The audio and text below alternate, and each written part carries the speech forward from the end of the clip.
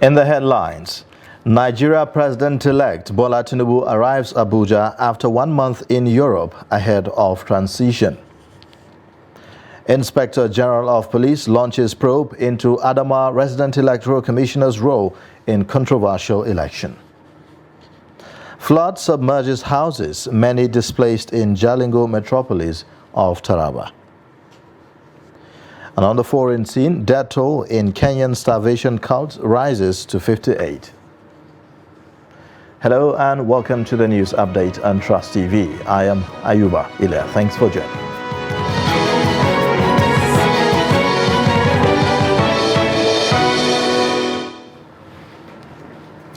And now the details. Nigeria's President-elect Bola Tinubu has returned to the West African country after over 1 month away in Europe.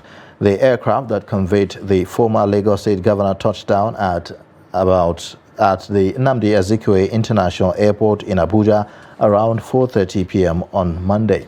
The All Progressives Congress stalwart, who was officially out of Nigeria since March 22nd, returned about 1 month before his inauguration on May 29, 2023. Tinubu won the February 25 poll and was declared the president-elect by the electoral umpire. On March 22nd, after controversy surrounded his whereabouts, Tinubu's spokesman, Tunde Rahman, said that his principal traveled to Paris in France to rest and to observe the Lesser Hajj. No photo of the president-elect has been made public since his post-electoral victory appearances in February.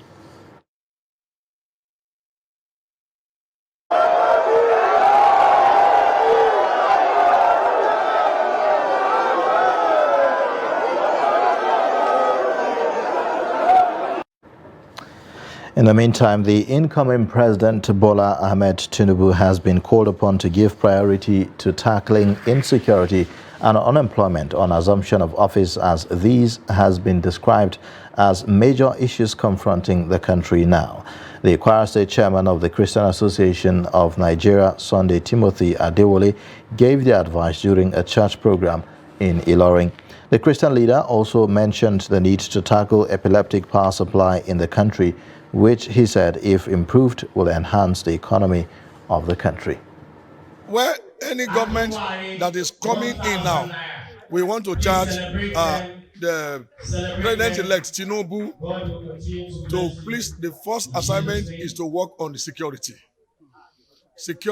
architecture of this diocese, of this Nigeria needed to be overhauled. Not only that, is to do everything possible to checkmate the activities of the bandits, the kidnappers, the killer herdsmen. It is only in the atmosphere of peace that we can have progress. So he should do on his priority list how to tackle security. Then he should focus on unemployment. We have the teeming youth that are not employed. And that is why it is like sitting on a keg of gunpowder, because it's a time bomb. It can explode at any time. So it's to focus on that. The infrastructure is already decaying.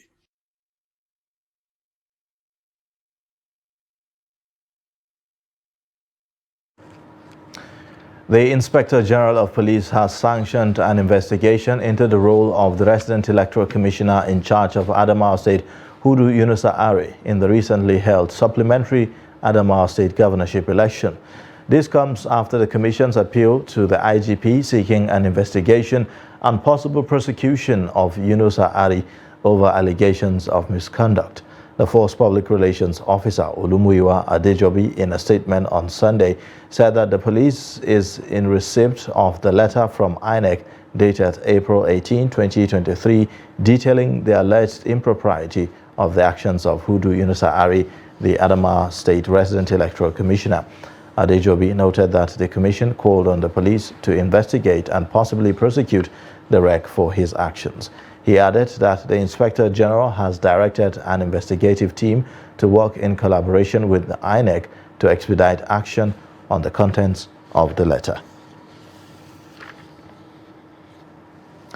Now, the controversy over the tussle for the traditional ruler's seat in Agbowo town in Iwo local government area of Osun State has assumed a dangerous dimension as some aggrieved indigents allegedly attacked and threatened to kill a prominent monarch, Oba Moshood Alamu, in his palace. 4 persons have been arrested by the police in connection with the attack on the traditional ruler. However, Oba Alamu is insisting that there is a real danger to his existence and to the lives of his family members, chiefs, and aides. Hamid Oebade files in the report. Oba Moshood Alamu Okparonke, the Onisahara of Feesu in Iwo local government area of Osun State, is the traditional constituted authority over Agbowo town in Iwo land.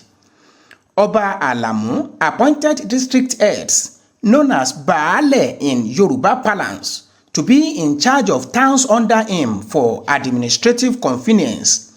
The state governor, Ademola Adeleke, recently elevated one of the Baales, Prince Musbau Akande Gbenusola, to become the Olu of Agbowo.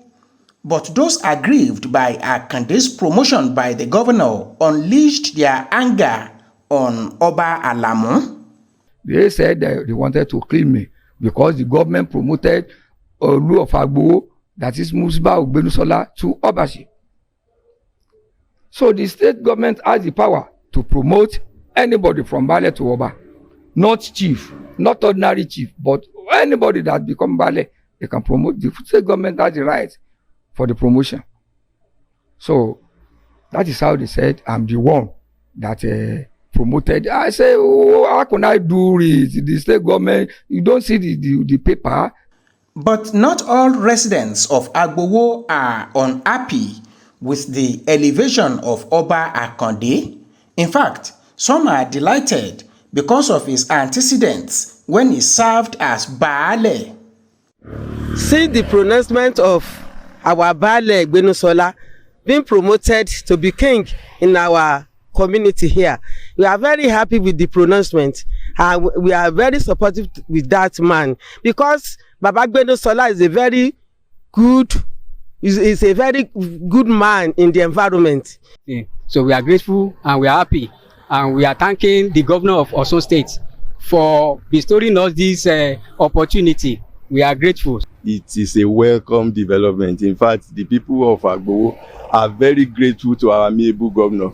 We are even praying for him to move higher, to go higher, higher, and higher.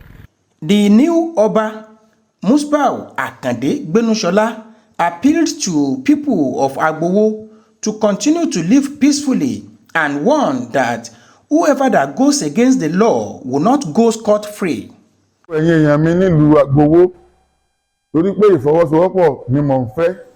people of Agbowo town, let us cooperate. I need your cooperation. Don't go against the law. Whoever that goes against the law will be punished according to the law. God will bless all of us. Agbowo shall be peaceful. The traditional ruler called on police to properly investigate the attack on Oba Alamu and prosecute the perpetrators. Hamid Oyegbade, Trust TV News, Osogbo. In a similar vein, the traditional ruler of Agara, Kababunu local government area of Kogi State, David Obadofin, had been reported dead in the custody of his abductors 12 days after he was kidnapped. A family source stated that the monarch died last Thursday as a result of torture from his abductors. The abductors of the monarch agreed to collect 2 million naira for his release and one other lady, identified as Timidayo Elewa, when the hoodlums noticed that Pa Obadofin was becoming too weak. A source added that while waiting for the ransom to be delivered, the hoodlums blindfolded the lady and relocated her to a different place in the bush in their bid to close up their track. Pa Obadofin was said to have died before the said ransom could be delivered to his abductors in the bush. Meanwhile, the locals stated that Timidayo Elewa, who was abducted alongside the monarch, has been set free and since rejoined with her family last Saturday. The State Police Command is yet to confirm the incident. The National Emergency Management Agency has confirmed plans to evacuate over 2,000 Nigerians in crisis-hit Sudan on Tuesday morning. The agency's Director of Special Duties, Onimode Bandele, who stated this on Monday, said that the movement is to be perfected between the Nigerian Embassy in Khartoum and the NEMA Director General. Foreign Affairs Minister Geoffrey Onyema said on Sunday put the number of Nigerians in Sudan at 5,500. He disclosed that out of the number, 8% of them are students, adding that some countries had only evacuated their diplomatic staff and not all of their citizens, as speculated online. Onyema urged Nigerians in the crisis-torn country to stay where they are before the evacuation begins. Residents of Abuja Phase 1 in Jalingo, the Taraba state capital, are again counting their losses following the havoc wreaked by the early morning rainfall of Monday, April 24th. Many houses were submerged and destroyed by the rain. The rain, which started at about 1 a.m., lasted several hours, a situation which led to flooding in the area and some parts of the Jalingo metropolis. The houses flooded were located by the bank of the river Mayogoi. Now, though no life was lost, property including household items, foodstuffs worth millions of naira were, however, destroyed by the flood. You're watching the news update on Trust TV. Coming up shortly, we'll take a look at how children enjoyed Eid their own way. Details of this and more after the break. Now, as part of efforts to support Africa's goal of strengthening... Now, looking at the activity chart, as you can see right here, a total volume of 130... Treated a Boko Haram crisis that at that time was restricted to Yobe. How secure are they? You can see security men with blood. This is the road leading up to the... Really, if you look at England squad, you are looking at EPL, you are looking at their names. You are not looking at...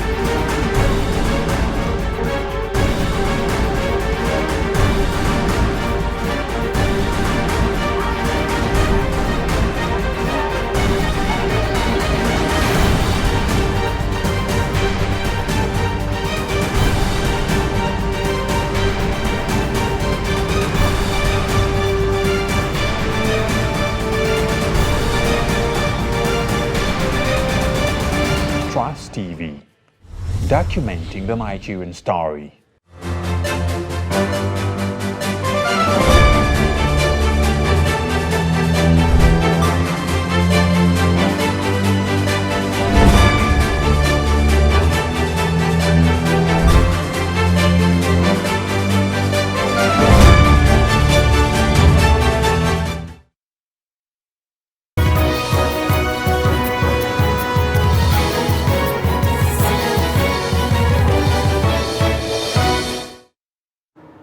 Welcome back. This is the news update on Trust TV. Here's a look at the top stories again.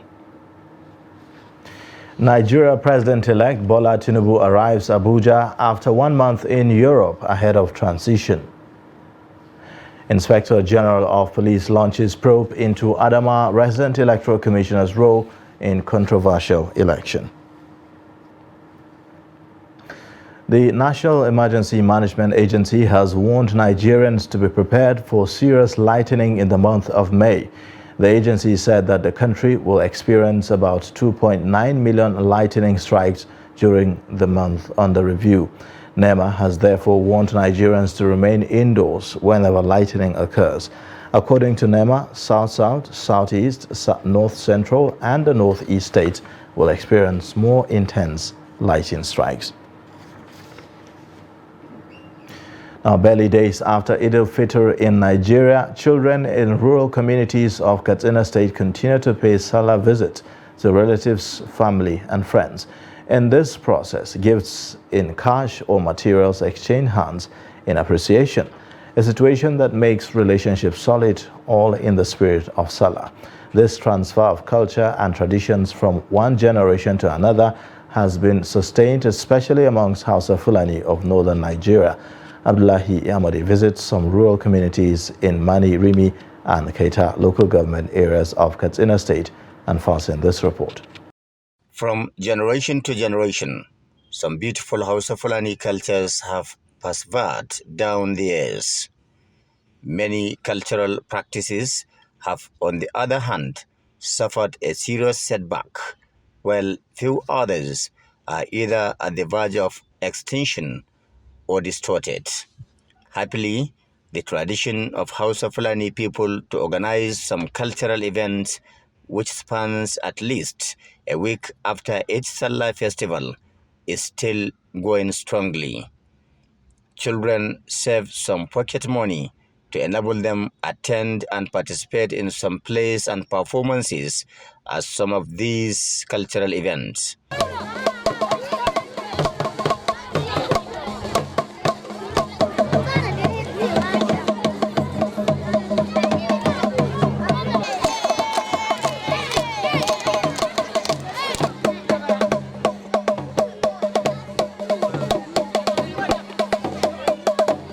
Children have their own unique ways of spending their savings like this.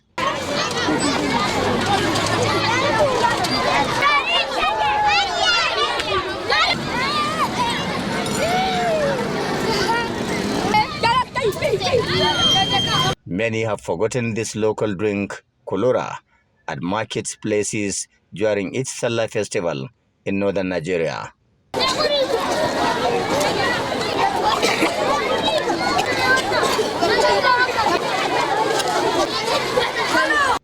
For these children, the choice is Kolora, while other kids prefer this.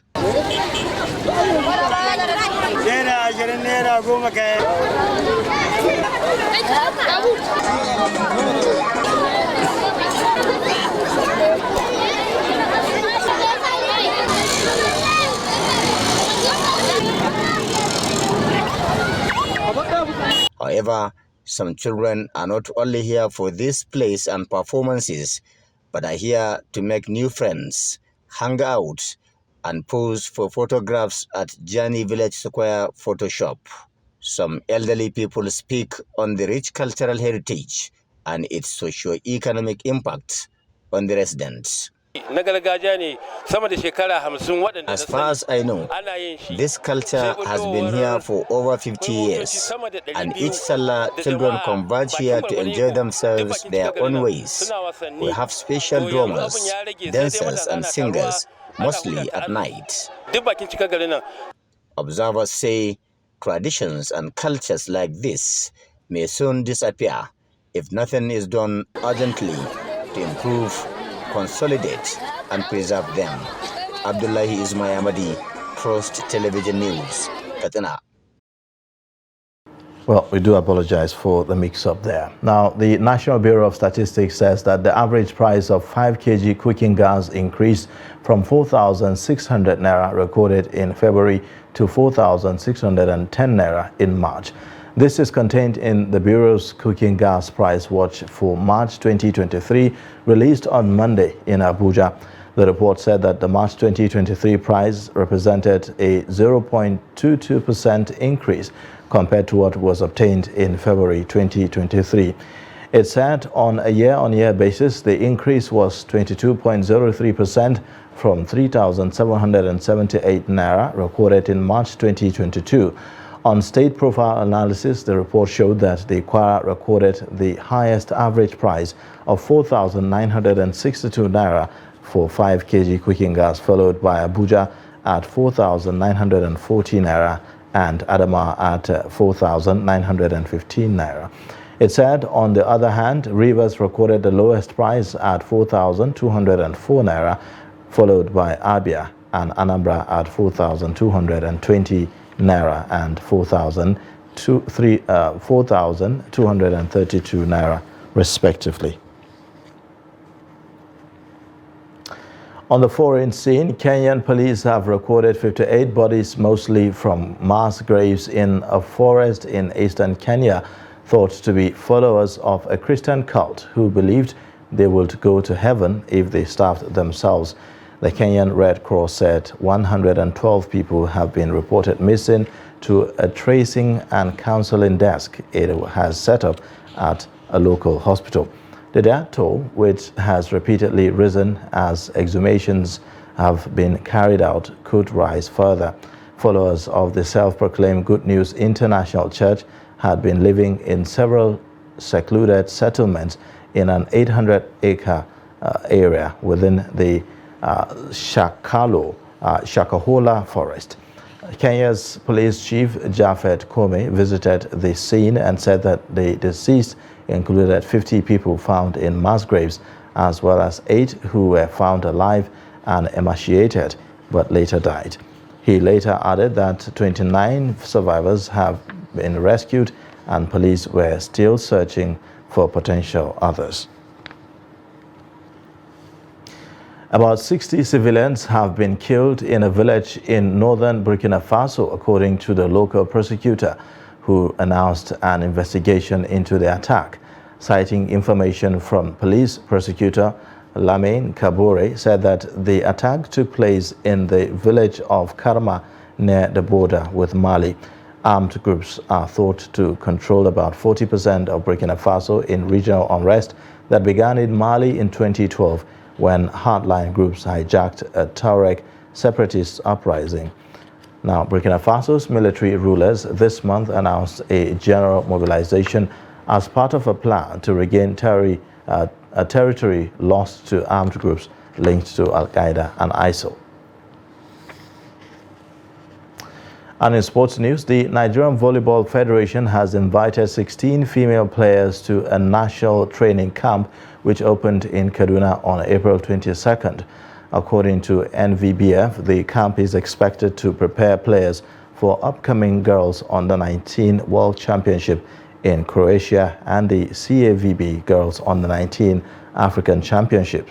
The body said that the team for the international championships would be selected from the crop of players in the camp.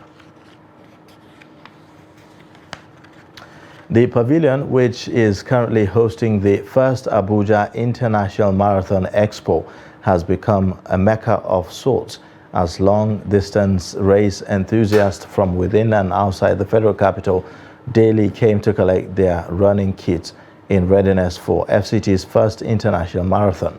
The marathon exhibition began on Friday with registered runners from neighboring states such as Kogi, Niger, Nasarawa, Kaduna and others, including members of the diplomatic community, come to the venue daily to collect their kits.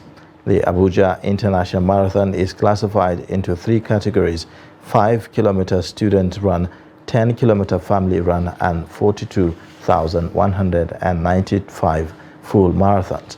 According to the race director, Olukayode Thomas, registration is free.